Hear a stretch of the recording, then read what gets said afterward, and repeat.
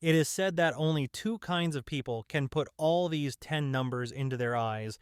One kind is the wise, and the other kind is those innocent children, because their thoughts have not yet been locked by the shackles of secularism. Today, let's explore this mysterious mystery together. At this time, the number 7 seems to be impossible to put. So let's change our mind and try to hold it in the right corner. However, such a layout makes the 8 and 9 nowhere to fit, so we have to reverse the previous idea and redo the layout. First, we can choose the two complete numbers 0 and 8, and 2 and 5 can be perfectly combined in this space. Next, the numbers can also be safely placed, and 7 can be locked in the right space through a clever rotation.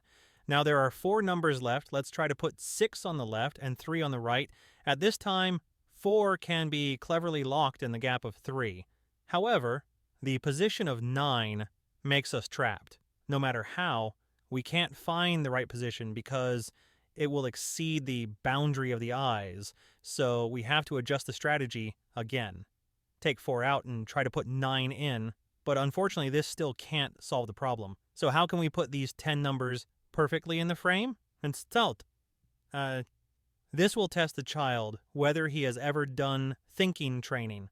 Children with strong space thinking ability will carefully observe and think in reverse. Try to put the position of 4 in the middle 5 and 3 in this position. At this moment, all the numbers have been placed. Can you give me some applause?